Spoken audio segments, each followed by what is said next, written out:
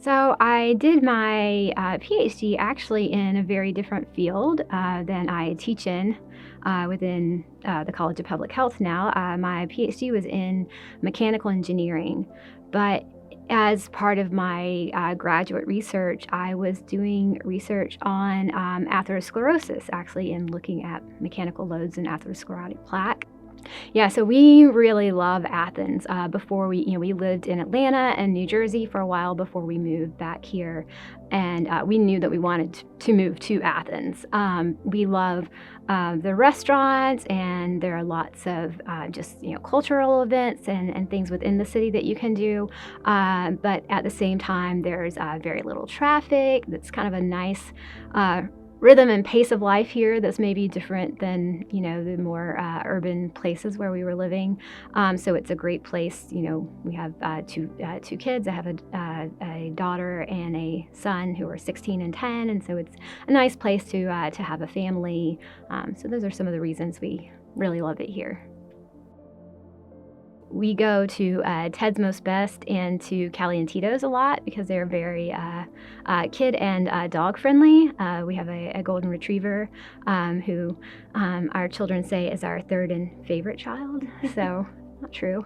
But so those are a couple places that we go to eat a lot.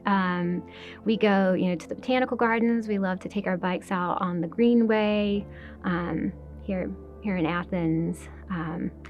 My son is really into tennis, so one of the great things about being at UGA is that we have a world-class tennis team, basically professional level tennis that you can go watch for free or almost free when they're playing here. So we do that a lot.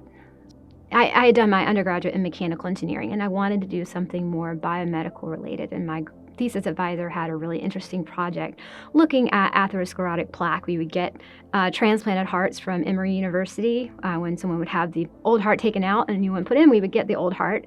I would bring it back to Georgia Tech, dissect out the coronary arteries, fix them in a resin, slice them up, take images of them, and we would then build structural mathematical models of them and also look at markers of inflammation and relate those two. So it's a really cool project, really fascinating. I think the really great thing about teaching 7010 online is that first of all, I think it allows students to follow the lecture material at their own time. And a lot of this course often it's not memorization. It requires you to really think. And I think one of the challenges of teaching it in class, you give a lecture, and you may lose some students along the way, and it's hard to have time to really stop and explain.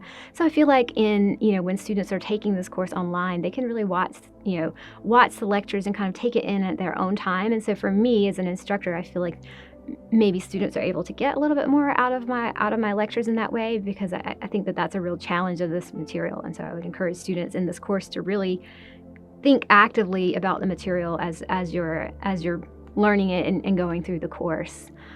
And then I think the ideal student, especially for an online course, will be organized and will plan ahead. That's a big challenge in this course, is there is no fixed time at which you have to be at class, and so students really have to make a plan each week for when they're going to review the material, work on the homework, study for exams, and so I think having that organization is really important. Generally think of as successful, right? I think it's when you set goals that are important to yourself and to others around you, and when you achieve those goals in a way that is beneficial to you and to others around you, and that bring the others around you with you in achieving that goal, and make some difference in your piece of whatever it is that the area in which you're working. I guess that's what generally I would define as success.